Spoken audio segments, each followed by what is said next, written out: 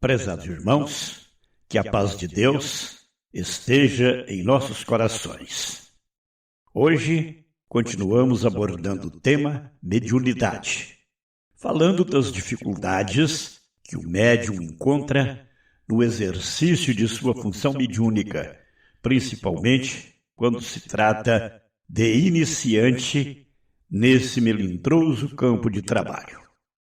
Aspas para Dona Ivone do Amaral Pereira, experiente médium, que escreveu o seguinte em seu majestoso livro A Luz do Consolador. O imoderado desejo de ser médium vai, às vezes, ao ponto de se exercitar vidência. Ora, a vidência é a faculdade melindrosa por excelência, que não poderá suportar tal tratamento sem sofrer sérios distúrbios. De modo algum pode ser provocada, a menos que se deseje tomar gatos por lebres, isto é, sugestionar-se de que está vendo alguma coisa, elaborando então os chamados clichês mentais, a ideoplastia, ideia plasmada na mente pela vontade. É bom não esquecer que o pensamento é criador, constrói, realiza, mesmo que não concretize materialmente aquilo que mentaliza. Ver o capítulo 8º de O Livro dos Médiuns de Allan Kardec. A respeito desses espinhos, que às vezes laceram os que tentam a mediunidade, fez o sábio analista Ernesto Bozano preciosas observações em seu elucidador livro Pensamento e Vontade. Leon Denis, o continuador de Kardec, em seu compêndio no Invisível, brinda-nos com esclarecimentos substanciosos, enquanto Allan Kardec, além das lições gerais, diz o seguinte sobre a vidência no capítulo 14, item 171 de O Livro dos Médiuns. A faculdade de ver os espíritos pode, sem dúvida, desenvolver-se, mas é uma das que convém esperar o desenvolvimento natural, sem o provocar, em não se querendo ser joguete da própria imaginação. Quando o germen de uma faculdade existe, ela se manifesta de si mesma. Em princípio, devemos contentar-nos com as que Deus nos outorgou, sem procurarmos o impossível. Por isso que, pretendendo ter muito, corremos o risco de perder o que possuímos. Da advertência do mestre insigne, deduzimos, portanto, que é absurdo, e a experiência vem demonstrando que assim é, fazer exercícios, visando ao desenvolvimento da vidência, bem como entregar-se a professores dessa especialidade mediúnica. A vidência é manifestação espírita como qualquer outra e, portanto, os seus registros devem ser examinados por pessoas competentes e experientes que os passará pelo crivo da razão e do bom senso, a fim de serem aceitos. Pouco sabemos ainda sobre a mediunidade. Intensamente, porém, sentimos e presenciamos os seus efeitos. Achamo-nos ainda nas preliminares da questão, não obstante datar a mediunidade de todos os tempos, o que revela ser ela um dom outorgado por Deus. Mas o que dela se sabe, apesar da ignorância em que ainda nos encontramos a seu respeito, já cabe em vários volumes, como realmente acontece, pois diversos livros existem sobre o magno assunto.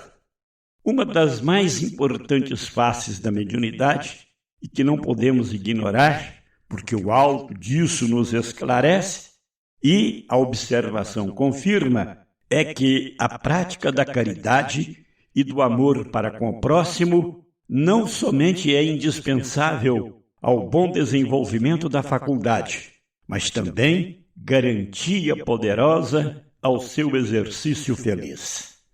não certamente a prática de uma caridade de fachada, interesseira, mas sim inspirada no verdadeiro sentimento do coração. Desse modo, o candidato a intérprete do mundo espiritual deve iniciar o seu compromisso não só pela frequência às sessões mediúnicas, mas pela prática do bem, pelo auxílio ao sofredor, além do estudo consciencioso e do empenho em prol da reforma moral de si mesmo.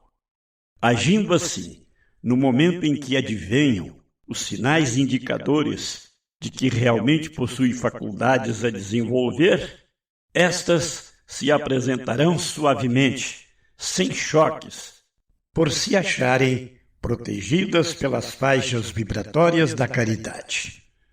E será bom repisar, convém não precipitar o desenvolvimento mediúnico. O seu progresso é lento. A mediunidade, ao que tudo indica, desdobra-se indefinidamente. E um médium nunca estará completamente desenvolvido, mormente nos dias penosos da atualidade, quando 1000 problemas se entrechocam ao seu derredor. Quanto mais a cultivarmos, com submissão às leis divinas, mais ela se ampliará, crescerá no rumo dos conhecimentos espirituais. Não existem, pois, médiuns extraordinários. Não existem eleitos na mediunidade. Por conseguinte, não devemos fanatizar pela mediunidade, endeusando os médiuns como se fossem homens e mulheres à parte na espécie humana. Eles são apenas instrumentos, ora bons, ora maus, das forças invisíveis do além, consoante o modo pelo qual dirijam os próprios atos cotidianos. E deixarão de ser médiuns se os espíritos não mais puderem ou quiserem se servir deles. Convém, pois, que os candidatos ao mediunato meditem bastante ao se apresentarem para o papel que representarão na seara de Jesus, o Mestre por excelência. A mediunidade é certamente um dom, entre os muitos que Deus concede às almas criadas à sua imagem e semelhança. E, a um dom de Deus, devemos necessariamente amar, respeitar e cultivar com sensatez e prudência. Fecha aspas para Dona Ivone do Amaral Pereira. É isso aí. Ave Cristo.